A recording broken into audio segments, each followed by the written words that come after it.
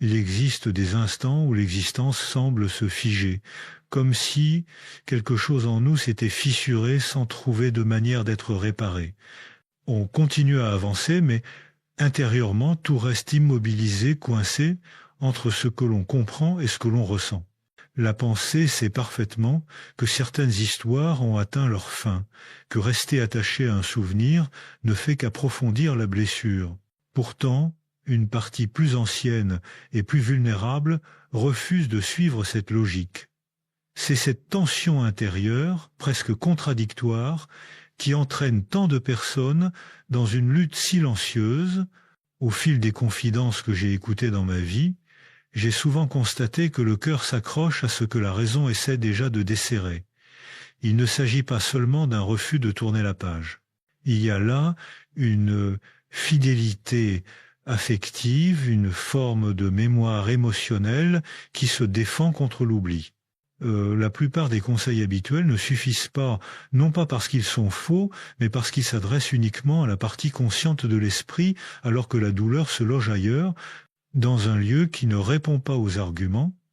Lorsqu'une relation se termine, ce qui fait mal n'est pas toujours la personne en elle-même, mais la signification intime qu'elle portait.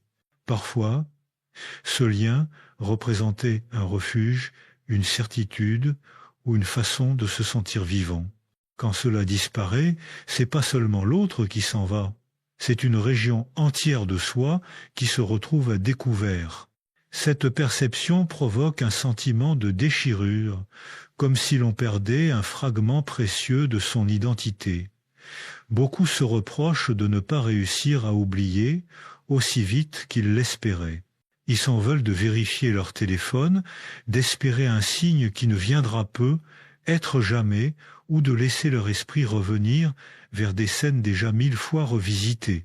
Pourtant, derrière ces gestes se cache l'histoire d'une sensibilité qui tente de ne pas s'effondrer. C'est pas un manque de force, mais l'expression d'une blessure plus profonde, trop ancienne pour céder à la simple volonté. Il faut dire que les attachements ne naissent jamais seulement dans le présent. Ils prennent racine dans des couches enfouies de notre histoire, là où se mêlent les souvenirs premiers, les manques, les peurs, les élans d'enfant. Lorsque l'on s'accroche à quelqu'un, il arrive que l'on s'accroche en réalité à une représentation intérieure, à un symbole chargé d'émotions anciennes. C'est pour cela que certaines ruptures réveillent un tumulte disproportionné. Elles ouvrent des portes que l'on croyait fermées depuis longtemps. Peu à peu, l'esprit tente de reprendre le contrôle. Il analyse, il explique, il répète que la séparation était nécessaire. Mais le corps réagit autrement. Il serre la gorge, contracte la poitrine, impose des silences qui pèsent lourd. Le corps parle la langue du vécu, non celle des raisonnements. Tant que cette langue-là n'est pas entendue, le processus de détachement reste suspendu, inachevé. Ce début de chemin consiste alors à reconnaître cette dualité, l'esprit qui avance et le cœur qui retient.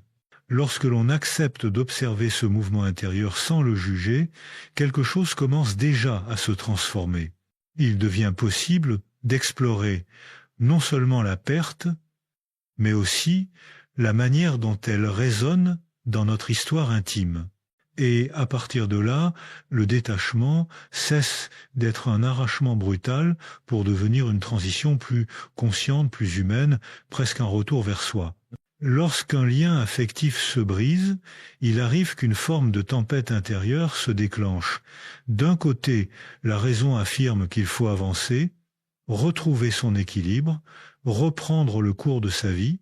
De l'autre, une part plus intime résiste, ravive les souvenirs, redonne vie à des instants qui semblaient éteints. Ce contraste crée un tiraillement fatigant, comme si deux forces opposées se disputaient le même espace psychique. Et dans cette lutte, beaucoup se sentent coupés en deux, partagés entre lucidité et nostalgie. Ce déchirement naît souvent d'un phénomène discret, la projection dans toute relation chacun dépose une partie de son imaginaire dans l'autre. On y place ses attentes, ses manques, ses espoirs, parfois même ce que l'on n'a jamais osé réclamer. Alors, quand la relation s'effondre, c'est pas seulement une présence qui disparaît, mais aussi ce paysage intérieur que l'on avait construit autour d'elle. C'est cette perte symbolique qui blesse le plus profondément. Avec le temps, certaines personnes découvrent que ce qu'elles regrettaient le plus n'était pas l'autre, mais la version d'elle-même qu'elle vivait dans cette histoire. Cette sensation d'être reconnue, soutenue ou aimée peut réactiver des zones sensibles du passé, des traces anciennes que l'on croyait silencieuses. C'est pourquoi le détachement ne peut se faire uniquement en fermant les yeux, il demande une exploration sincère de ce que ce lien a réveillé. Beaucoup ignorent que les relations agissent comme des révélateurs. Elles mettent en lumière des aspects de soi que l'on avait enfouis. Cela peut être une fragilité, une peur d'abandon, un besoin de validation ou une difficulté à poser ses limites. Lorsque la relation cesse, ces parties éveillées restent là, encore vibrantes, et c'est justement cette intensité qui empêche de tourner la page rapidement. On ne souffre pas pour rien, on souffre parce qu'une zone vulnérable a été touchée. Le plus déroutant, c'est que l'on peut ressentir cette douleur, même en sachant que la relation n'était pas la meilleure. La logique dit que tout est terminé, mais l'inconscient s'accroche à la mémoire affective. Il ne retient pas les arguments, il retient les émotions. Il garde l'écho d'un geste de tendresse, une phrase réconfortante, un moment de lumière au milieu du quotidien, et ce sont ces traces sensibles qui prolongent le lien, même lorsque la réalité objective a changé. Pour commencer à se libérer, il est essentiel de comprendre que le détachement n'est pas un oubli brutal. C'est une intégration progressive. Il s'agit de donner une nouvelle place à cette histoire dans son propre récit, de la déplacer du centre vers la périphérie sans la renier. Lorsqu'une personne accepte cette idée, quelque chose en elle cesse de lutter. La rupture cesse d'être un gouffre pour devenir un passage, parfois douloureux, mais porteur de sens. Un geste simple peut aider. Identifier ce que l'on admirait le plus chez l'autre et se demander si cela existe aussi en soi. Souvent, ces qualités sont des miroirs de traits endormis, des forces que l'on n'a jamais pleinement reconnues. Comprendre cela transforme la perception du manque. Ce que l'on croyait avoir perdu n'a pas disparu, cela n'avait simplement pas encore été retrouvé en soi. Lorsque cette prise de conscience émerge, une nouvelle étape commence. Le regard se tourne moins vers ce qui s'est terminé et davantage vers ce que l'on peut reconstruire intérieurement. Le détachement prend alors une forme plus douce. Il devient une façon de reprendre possession de son espace intérieur, de recentrer son énergie sur sa propre histoire plutôt que sur une promesse qui ne peut plus se réaliser. Il arrive un moment où l'on réalise que le lien perdu réveille des souvenirs plus anciens que la relation elle-même. Ce n'est pas seulement la fin d'une histoire récente qui fait souffrir, c'est la réapparition d'émotions enracinées dans les premières années, celles où l'on cherchait protection, attention ou chaleur. Ces traces premières ne disparaissent jamais vraiment. Elles se taisent, puis se réveillent lorsque la vie touche une zone fragile. La séparation devient alors une résonance, un écho venu d'un passé que l'on n'avait pas encore pleinement exploré. Pour beaucoup, comprendre cette dimension change tout. On cesse de chercher des explications uniquement dans le présent et on commence à regarder ce qui, dans son histoire, a rendu cette rupture si bouleversante. Certains découvrent qu'ils avaient longtemps associé l'amour à la peur de manquer, qu'ils avaient appris trop tôt à se sentir invisibles ou à se rendre indispensables pour ne pas être abandonnés. Quand un lien affectif se défait, ces anciens schémas se réactivent comme si le temps n'avait jamais passé. Ce qui est déroutant, c'est que ces mécanismes n'agissent pas par logique, mais par mémoire émotionnelle. Il suffit d'un silence, d'un éloignement ou d'un changement inattendu pour réveiller cette partie de soi que l'on croyait adulte, mais qui, au fond, n'a jamais cessé de chercher l'assurance d'être aimé. Le détachement demande donc un geste audacieux, celui de se tourner vers ce fragment intérieur, resté en attente, ce fragment qui n'a pas été suffisamment rassuré autrefois. Certains trouvent utile de s'adresser mentalement à cette partie d'eux-mêmes, comme on parle à un enfant inquiet. Cela peut sembler étrange, mais cette démarche permet de reconnaître la vulnérabilité qui nous habite sans la nier. Dire intérieurement « je suis là, tu n'es plus seul maintenant » peut apaiser un trouble profondément inscrit.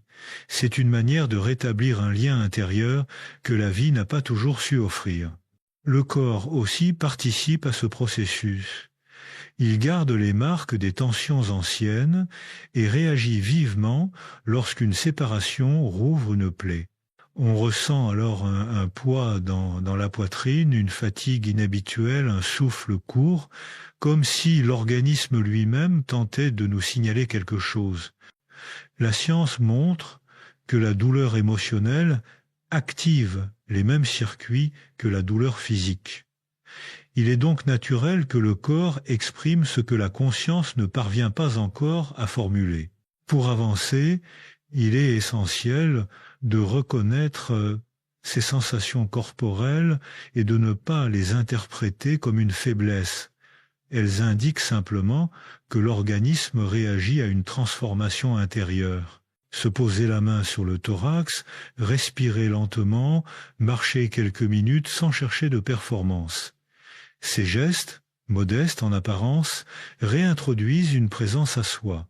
Ils rappellent que l'on peut habiter son corps autrement que dans la tension ou la lutte, à mesure que le souffle s'apaise et que l'on accepte d'écouter ce que le corps raconte, une nouvelle forme d'espace apparaît.